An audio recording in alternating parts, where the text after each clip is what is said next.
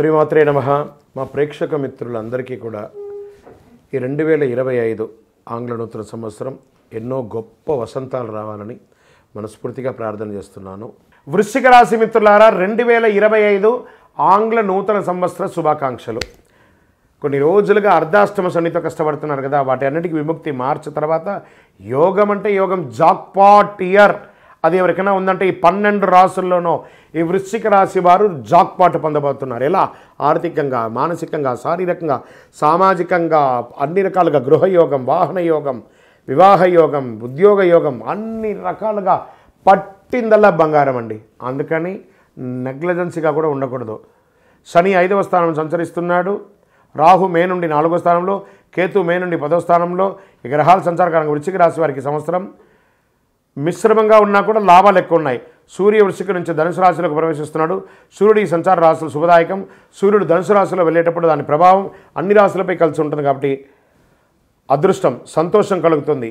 కని విని ఎరగని రీతిలో ధనలాభం, జీవితాలు ఒక్కసారిగా మారిపోతుంది. పురోహితి గ్రహ బృహస్పతి జీవితంలో సమతుల్యతను సృష్టిస్తున్నారు. చంద్రునితో కలుస్తున్నారు. మిథునంలో ఈ 2 గ్రహాల కలయిక మీ జీవితంలో సానుకూలతమైనటువంటి వ్యక్తిగత ఫలితాలు పెరుగుతాయి. బుధుడు ప్రస్తుతం వృశ్చికంలో తిరోగమనంలో ప్రయాణిస్తున్నాడు. తిరోగమనం నుంచి ప్రత్యక్షంలో సంచరించడం వల్ల అన్ని రాశుల జీవితం యొక్క అద్భుతాలు గుర్తిస్తారు. ప్రత్యేకించి వృశ్చిక రాశికి ప్రస్తుతం వృషభ రాశిలో సంచరిస్తున్న గురు భగవానుడు 2025లో మిథున రాశిలో వెళ్తున్నాడు. మిథున రాశి అధిపతి బుధుడు.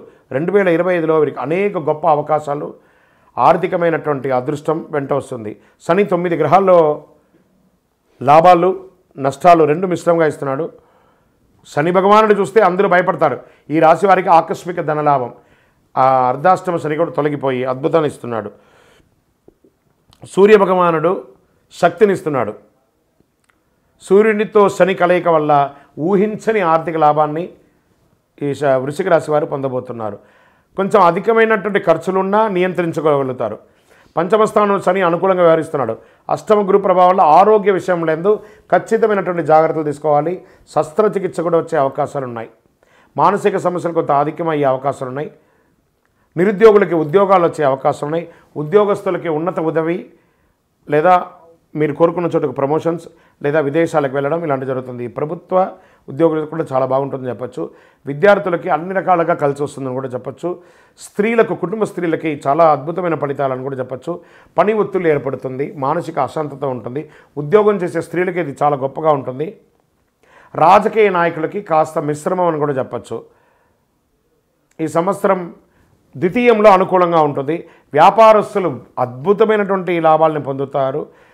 Expansion of your business, it's a right time. అన్ని రకాలుగా అద్భుతంగా ఉంటారు. ఏ పరిహారం పొందితే బాగుంటుంది? ఆరోగ్య సమస్యలు తొలగడానికి దక్షిణామూర్తిని ప్రార్థన చేయండి. శనగలు నైవేద్యం పెట్టండి.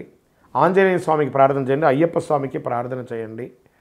అన్ని రకాలుగా మేలు కలగడానికి ఈ యొక్క అతి శక్తివంతమైనటువంటి కరుంగాలి మాలను ధరించండి. ఆయురారోగ్య ఐశ్వర్య భోగభాగ్యాలతో ఉండండి. విజయోస్తు.